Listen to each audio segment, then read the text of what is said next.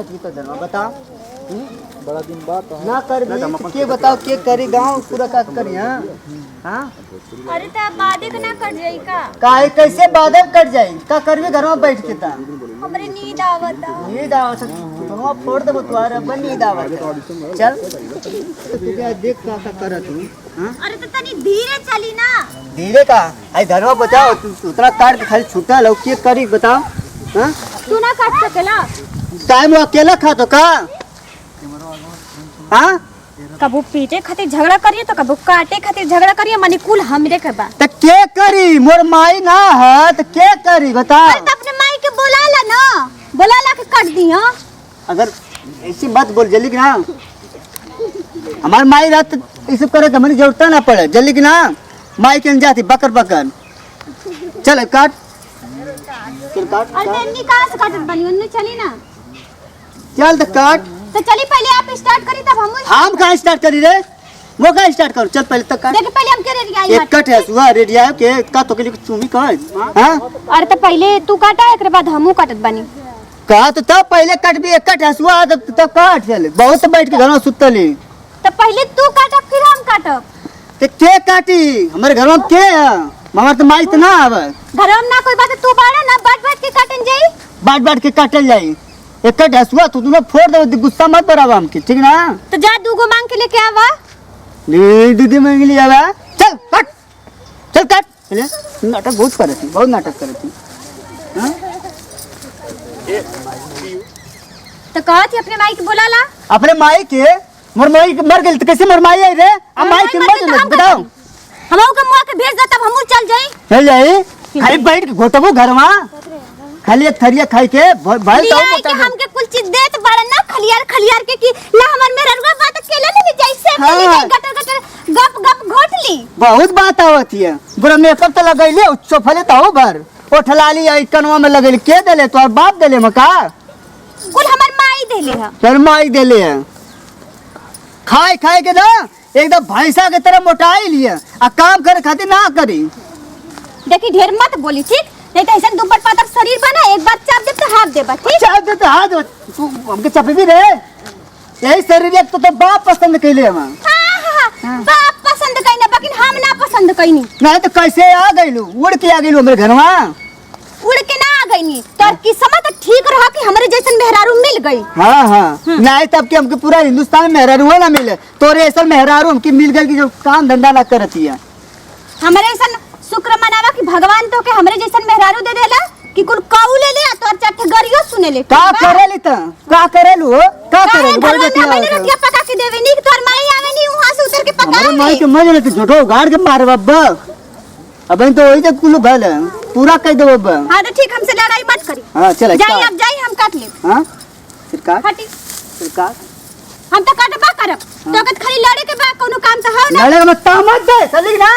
छोड़ो सरकार हट जाने तो इसे मुड़िया उतार दे बब्बा। हां मुड़िया उतार दे मुड़िया और तो तोरो मुड़िया उतार दे जल्दी काटी तब हम ना काटब काहे ना कटबी काटबी कर काटी हम ना काटब तो तुम मरद तो कैसे बोलबी त टाइट बोलबी मरद हुआ तो का करबा हमरे कपारे पे चढ़ के नाचे बा तो तोरे जंगड़ा में आग लग गल है हमरे जंगरा में ना तोरे जंगरा में आग लगल तो के ना मालूम बा कि मेहरारू है के तरी कमजोर बा त हमो के घर में के काम करते तो बाहरों के लिया के करई उन लोग पता चल जाके नहीं रे में तो घूम रहे लई करे स्कूलवा में गल का करत ले रे देखेगा लाला का। हां स्कूलवा में का कइले रे तू के मास्टर ये सब शिक्षा देले हां काम धंधा कर ए देखा हमरे स्कूल तक चल जे बना तो बहुता बुराई है। हां काहे ना जाऊं हां पढ़ले लिखले कइले बीए अकुल से कइले आ कवन लेकिन ना तोहार करम फुटला तो के ना बीए करे के तू तो आठे पास जन की कई के हमरे जैसे मेहरारू पा गइला बीए पास तोर बाप ने हमके पसंद कई ना हमारे गांव में बहुत मेहरारू कुल है पढ़े लिखे नहीं पूरा पर काम धंधा करनी। एक मिनट पहले रुक जा तू का बोल रहा कि स्कूल में तक कइले रहली तो देखले रहनिया का कइले रहनिया त हमर बाप जब तोके पसंद करे तू देखले रहला तो काहे बिया कइला ना करे चाहिए ना काम करे कि हमारे घर में आके नाटक करबी काम धंधा ना करबी जल्दी बाप रे बाप कितना काम कर बकिनी आदमी ऐसन बाकी चल आओ काट आ काट बुता में बरो घर बारूद हम काटब ना जन बात तवन साहब हम काटब ना काहे ना करे का कर रे तू हमके मरबा की माई के दे तू बोल माई रे तू हमके कमाओ करई बा अच्छा से ले ला हां कैसे तो हिम्मत बोले रे हाय रे माई एकरे घर में हम आ गइनी हमार करम फूट गइलो हे भगवान तू हमार करम फोड़ दे रहा के लिए मर जाए बाबा अपने माई से जरूर कहबा नहीं तो कह दिए और चल हम बरली कैसे तो हाथ छुड़ चल काट प्लस वाले हम ना काटब हम कह देनी हम काटब ना काहे ना करे? हमारे हसबा से कर मोरी रे तो जब कि ना काम ना करो के? कैसे हमके मार देला ता कैसे तो चली रे तू कैसे तो चली मोटी हां तो कैसे हमके मरला हमारे तो तू मरबा हां काहे से मेरा रुक के मर भी चल काट रे काट ले तो हम ना काटब ली हम ना काटब काहे ना कर दे तो रे कर दे तो काट दे बाबा देखे हमके मरबा शरीर लेके हमके मरबा दवा दे भाई मैं कब से मुआई दे बताई दे तू हां खाए के मोटाई ले भैंस यार हां तो के मार खिया वाला मारे खातिर रे हां देखा हम कथी बाबूजी हो हम अब्बा बाबूजी के बुलाई बता देती बोलो देखा मारा तो हम मोके अब बोले रे का हो रे आओ मुझे कमजोर समझ के पीटा थिया हां आओ कमजोर समझ ए, घोड़ा का देखा ससुर। बाबूजी कहां गेले रे नहीं रे मारत पटक के हां भैंस नियर खा के मोटा के दबदा भइली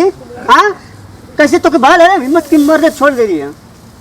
कुल लिया के देवेला ना यही खाती आओ लोग आवाज देखा तुम मोर रे देखा का मर दे नहीं था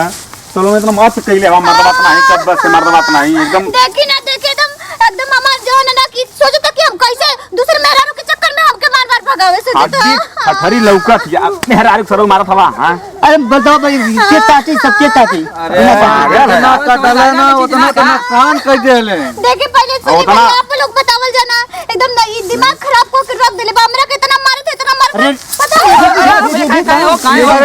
अरे मर गलो रे रे दीदी ता अरे मरा पागल है कहां मर दे पागल तो है, आदमी तो के जन्म ले ले मर्दवा ऐसे हमें सोना मारता तो घरवा कैसे मार देगा मर दे घर से प्यार से बोला के चल चल मारे तो लगा धान जा काटे पड़ा धान काटे साई मर गया, मारे बाबू ना उनका हो। दूसरे लड़के के चक्कर में खाली हमके मारे खाली अरे कलंक लगावती अरे अब मेरा बता तो देर में ए तू चुप रहा ऐसे एक काम करो मेहरारू रख ले हवे रुका रुका रुका एक मिनट तू घरे जा चुपचाप आज इनके लिए चलाओ और चलाओ। मेरा दिमाग चलाओ यार। खराब रहा और तनके नाम मारा गला मर अरे दे मेरा मुझसे खड़ा ना मुझे झूठा पकड़ पटक देला अरे ये तो हूं तो देखा